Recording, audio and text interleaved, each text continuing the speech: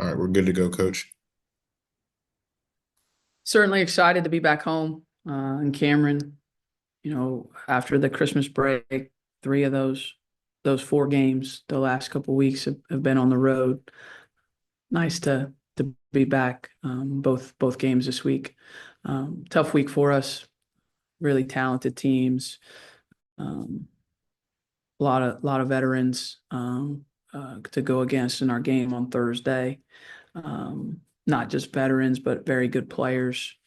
Very skilled, great positional size, uh, great toughness, great continuity. Just a lot of positives about what they bring to the table. Um, and they've been tested. They've been tested together over the last couple seasons. So it'll take a really disciplined effort for us to be in the game, and hopefully we can bring that. Thanks, Coach. Jim, we'll go ahead and start with you. Yeah, hey, Carol.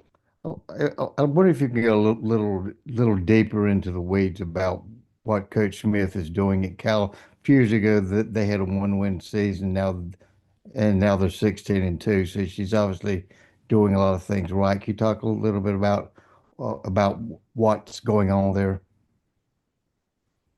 Well, I hadn't watched them play before this year, so I can't speak to where they've been or how far they've come. Um, but I can speak to this year's team. As I said, great experience. Four seniors in the starting lineup. Um, More than one of the fifth or sixth year variety. So you're talking about 23 and 24-year-olds. Um, Multiple seniors off the bench in the rotation. Same thing. Just very, very experienced and very complete. They don't really make a ton of mistakes. I mean, it's what you would expect if someone says, "Hey, they're a veteran team." Mhm. How you would expect, like, what are the adjectives you would expect a veteran team to have? Complete skill sets and um, great job of executing and reading how to play, attention to detail, great toughness. So all of those things, I think, they bring to the game. Well, they're coming off wins over Florida State and NC State, so I assume the confidence level is going to be pretty high coming into Cameron. Yeah, I think that comes with the experience, right? Most players, when they get toward the end of their college career, there's just a innate confidence that they have about what they can do, who they are within their group, and then what they bring, and they feel really confident that they can bring that on a nightly basis. So I'm sure that that's no different with this group, and they've had a good start to ACC play. Um, we've had a good start to ACC play, so I expect it to be a competitive game. They also have five double figure scores, if I'm correct. So that presents some challenges and not like you can shut down one or two players and beat them. That can you talk a little bit about that? Yeah, I think the numbers are similar to ours in the sense that, like, they score 77 a game, we score 77 a game. We give up 61 a game, they give 61 up a game. Um, there's a lot of similarities in terms of how we go about our business. We don't play through like one player. There's a number of players that can step up and have a big night, and it seems they're structured that way too. Um, there's differences too. They shoot the most and make the most threes in the ACC. They're a terrific 3-point shooting team. We're a good 3-point shooting team, but not we don't shoot it at the rate that they do. So, yeah, I think when you play really good teams, my expectation as a coach going in is you expect that there's going to be a number of people that you have to be aware of. You can't just focus on stopping one player or two players. Most good teams in women's college basketball now have a lot of weapons.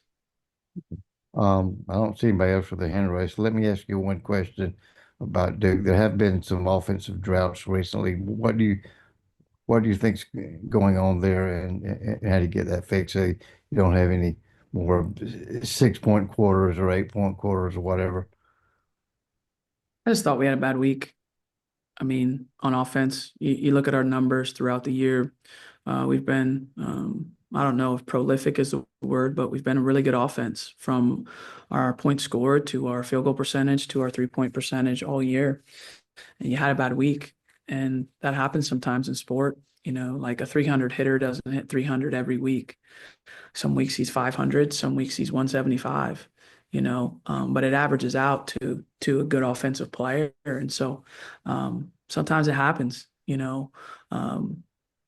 I think what we've shown over the course of this season is that we're a good offensive team, and we need to get back to that. That's my belief. Is we had a bad week. If you really boil it down, we had a bad 2 days on the offensive end, and we've got to work to grow to get better. But I think what I said about the Thursday game, and this is true about the Sunday game too. A lot of teams will have bad weeks offensively, and they lose or lose by a lot.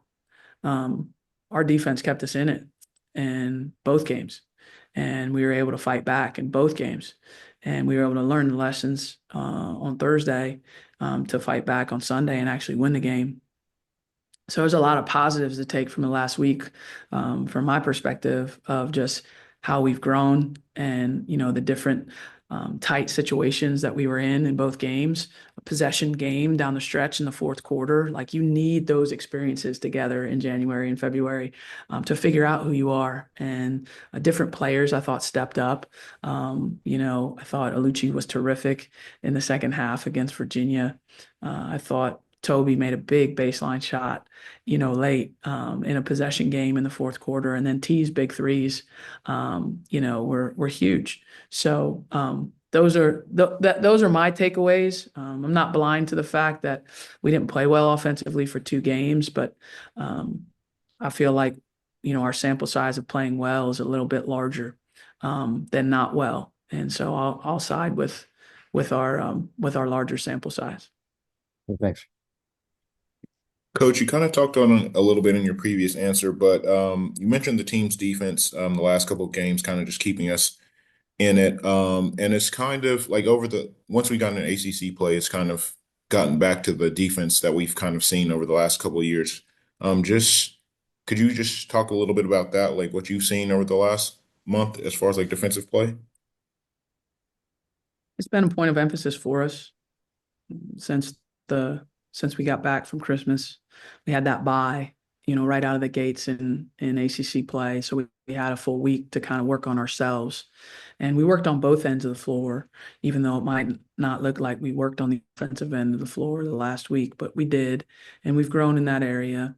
But defensively, sharpening our rotations. I think it's also this group now hitting a rhythm together, understanding how to play with one another, integrating our new pieces and our rotation getting more solidified. I think all of those things contribute to what you're seeing. And then really it comes down to having a group of players that will give unbelievable effort.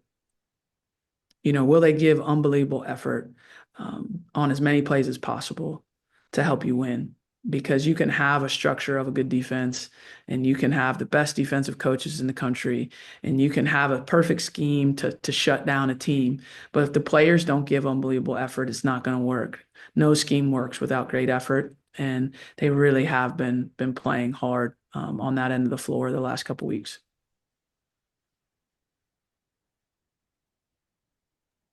Thank you, Coach. Anybody else have questions for Coach Lawson today? Jim, back to you. Yeah. Anybody else? Yeah, I just want to kind of follow up. I was going to ask you about Alucci. She struggled out of the gate beginning of the year, and she's just getting better and better and better. It seems like the second half she played against Virginia was as well as I've ever seen her play at Duke, and she really sparked the comeback. I mean, she's still halfway through her sophomore year, so she's got a lot of growing to do. Can you just talk a little bit about where her game is right now and what you can expect for the rest of the year? Lucci's playing at a high level right now. She is a true two-way player for us. She's somebody that we count on. She impacts winning every time she steps on the floor. She's an elite on-ball defender, and she's able to get steals and disrupt other teams' players, backcourt players. She also is growing in her understanding of scheme and what we're trying to do. She continues to play at a great pace, be able to attack and get into the lane and get into little crevices that you don't think anybody can get into or through, and she does it and then has a layup. And then her relentless pursuit on the offensive glass is special and creates extra opportunities for us. So yeah, I think you can't predict how the season's going to go for an individual or for a team. And she did start a little slow and was unhappy with how she was playing, but she showed so much emotional maturity in that instance. She just kept working and her process didn't change, and she doubled down on it, and she kept getting her extra shots, and she kept studying her film, and she kept working on the things that Coach Elsie was asking her to work on, and eventually the results come. And so it's nice to see, as a coach, a player have some success when they've really put the time in. And that doesn't mean she'll never have a bad game again. In fact, I can guarantee she'll have a bad game at some point this year, right? Like, welcome to sport, welcome to competition. Like, you're going to play well sometimes and you're not. But she's so locked in and focused to doing everything that she can do and everything that she can control, to put on good performances night in and night out. And so I think overall, we're going to see her continue to trend upward. Yeah, thanks. Royal, over to you. Hey, Coach, you just spoke a little bit on Lucci. I wanted to ask just what's been your assessment on just the guard play and your floor generals, such as like Tayana and Alucci, of course, when the team's down and you're going through teams that are playing physical with you, like you played at Virginia the other night, and just keeping your team's head held high during difficult situations, the highs and lows of the season, and just those floor generals setting the tempo on both sides of the floor. What's just been your assessment of your point guards in general? I think the point guards have been solid, and T and V continue to have positive assist to turnover ratios. They continue to score with great efficiency when you look at their efficiency numbers. And I'd like them to be even more aggressive and look to get more open threes and look to attack and off the ball screen and get in the lane. And then defensively, they're both improving as well. So we rely on T and V to organize us, to command the team, to get us in our spots that we need to be, to push the tempo for sure, and then to be solid defenders on the perimeter. So I've been pleased with how they've contributed, and but also have been pushing behind the scenes and challenging them to be better, to keep growing, to keep being better players for us. Coach, we've talked a lot about the team's bench production this year. But the last couple games, I think one player who kind of stood out, who just helped kind of get this jump going, is Emma Cable. Just she hadn't been playing much in the few games previously before that, but she was ready when her name was called. So just talk about just the team, like, next man up mentality, and just her spark that she provided in the last two games. Emma is someone that I have a lot of confidence in. She is another player that does the work every day, understands the scout backwards and forwards, knows our plays backwards and forwards. I can put her in at any position 1 through 4. Well, she would know the 5 position if I put her in there. She knows all the plays from every position. I probably wouldn't put her at the 5, but she would know the plays at the 5 if I did. And I agree with you. Came in the Thursday game and did a great job the end of that third quarter, through the beginning of the fourth quarter to help spur the comeback. I think she was our highest plus minus player in that game at plus 13.